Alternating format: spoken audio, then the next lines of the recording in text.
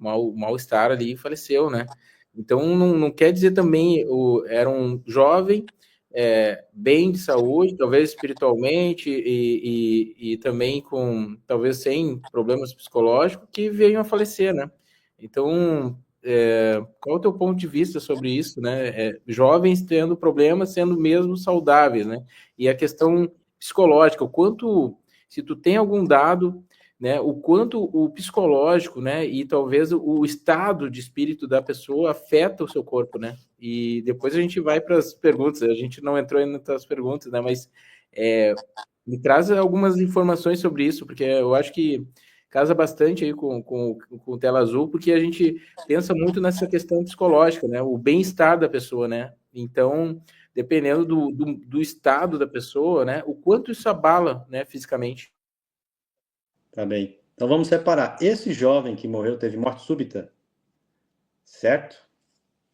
Pós-maratona, durante a maratona. Em geral, esses pacientes, essas pessoas têm uma cardiopatia congênita de base, só não foi descoberta. Certo? Quem que morre mais fazendo maratona? Homem morre muito mais fazendo exercício do que mulher. Então, o homem tem uma propensão maior a ter morte durante o exercício. E existem muitas doenças que dão propensão a ter morte súbita. Umas fáceis de descobrir e outras mais difíceis de descobrir.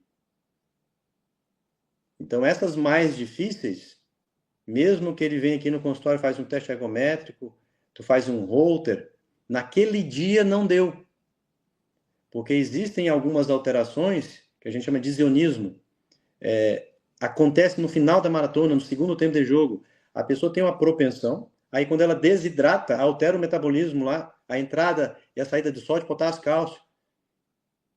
Por isso que essas mortes súbitas acontecem no final, no meio da maratona, no segundo tempo do jogo, que tem a relação com a desidratação mais a predisposição.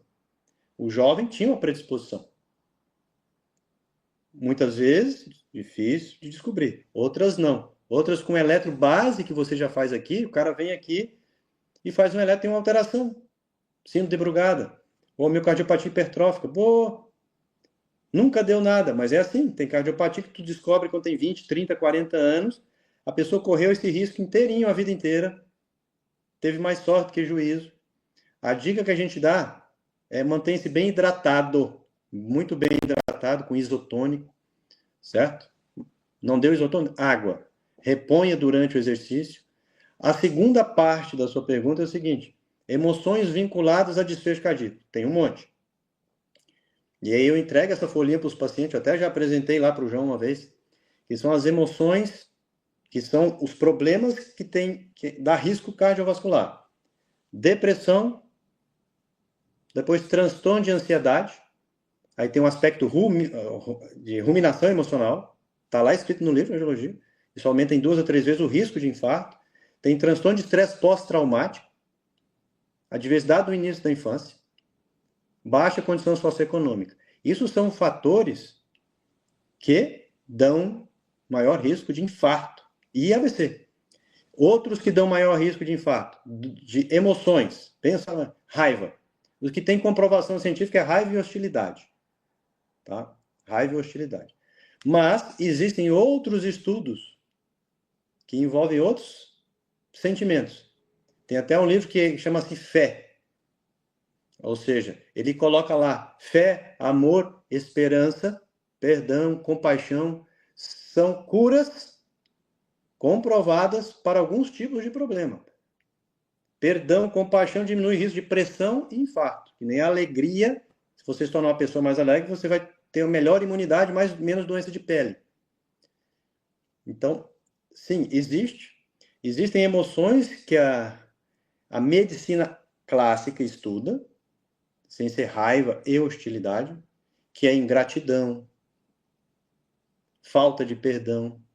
E aí entra os estudos da medicina também, que aí como é que você resolve isso? Oração, meditação, perdão, que são terapias, reiki, tai chi, psicoterapia, né?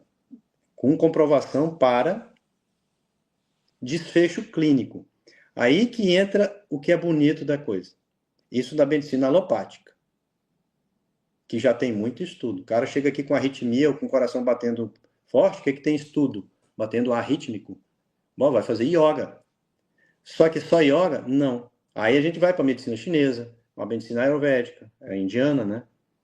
Vai para ortomolecular, tu vai para outras, a ortomolecular já não estuda essa parte, mas aí tem a ver com a medicina chinesa, a medicina indiana.